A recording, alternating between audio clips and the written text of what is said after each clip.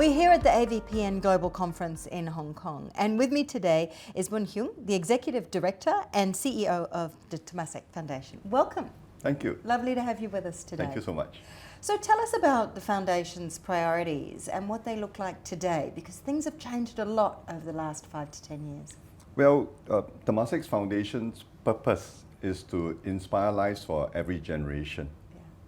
Yeah. We were set up in 2007, so we are celebrating our 18 years. Yeah. I think throughout the 18 years, we are seeing ourselves shift from more charitable giving to be more philanthropic. Now, what I mean by that is that we're using more blended finance tools.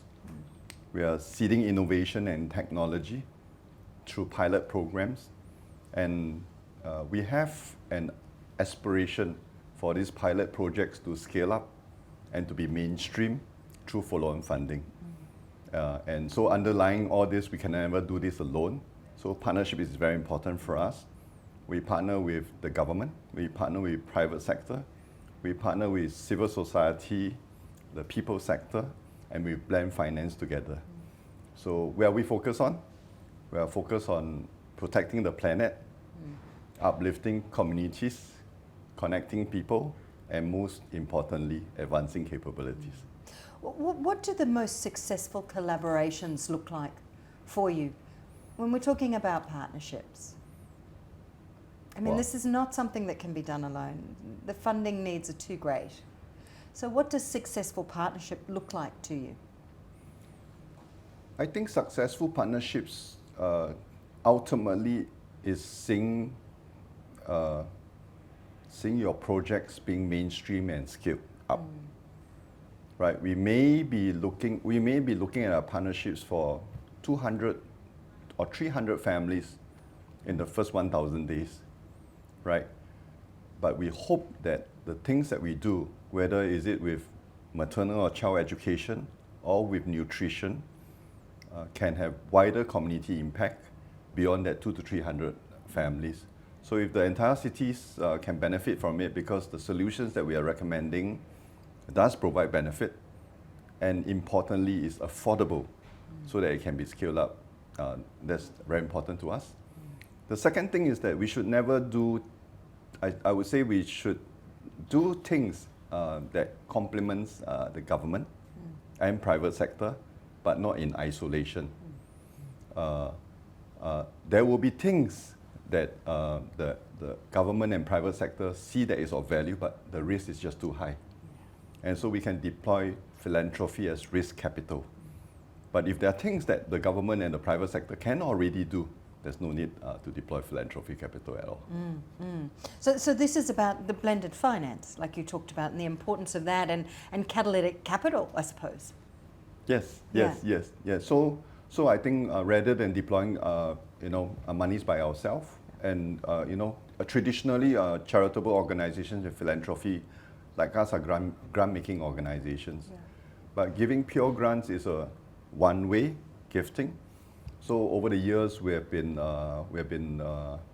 piloting different blended finance approach. So for example, we have gone to do loan guarantees, recoverable grants, and even we just launched a pool fund for harmony and diversity together with AVPN. We find that the pool fund platform and the mechanism with AVPN is very important and very useful, because there will be issues we call hot button issues that might be sensitive, less aware of, unknown, that issues like perhaps race, religion, gender, right? That we don't talk very much about it, and because we don't talk very much of it, there's not much awareness, which means there's not much resources to it. And so together with the Silent Foundation and Nagulendran Philanthropy Alliance, and together with us in partnership with AVPN, we decided to put a bit of seed funding into the pool fund, and we hope that more people, more organizations will come and help us and work together with us. You know, it's when it comes to partnerships, the other big part of this story, I'm sure, is technology, the advent of AI, the changes that we're seeing at the moment. I'm sure this plays a huge role in what you're doing. Now, technology offers us exponential leverage.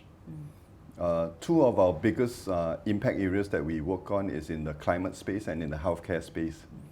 And so annually we run global climate tech and healthcare innovation challenges.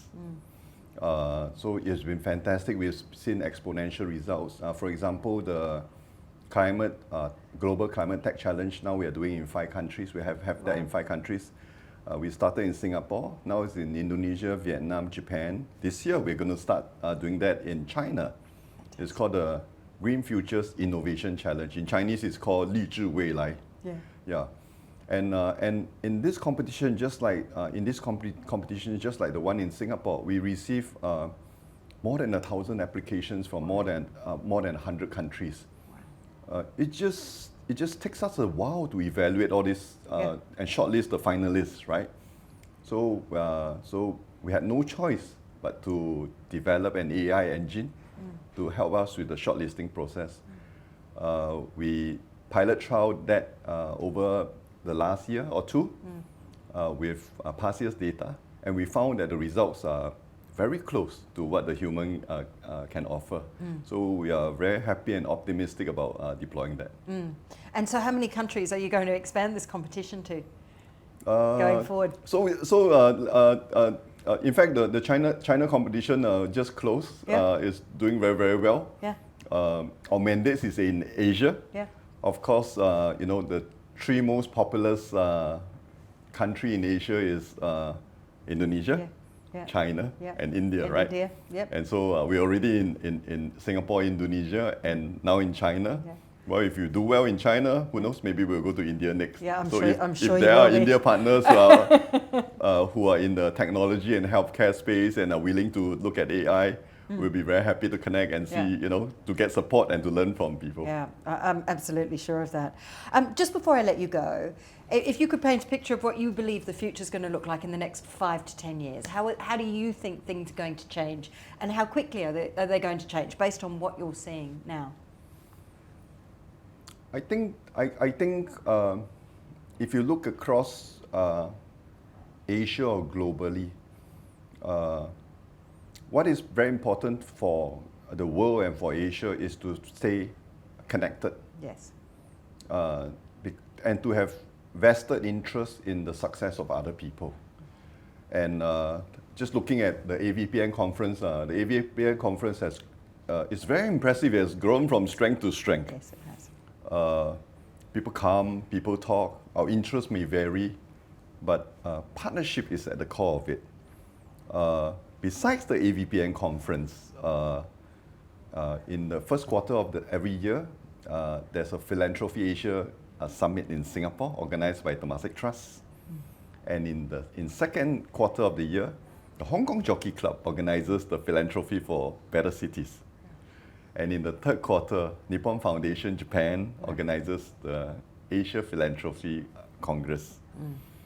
So I'm optimistic that looking ahead in the next 5 to 10 years, you will see greater partnership of the public, the private, the people, and the philanthropic sector. And for organizations to work more closely together, to use finance more to use capital in a more blended finance approach, and to have also mutual interest and vested interest in the success of each other.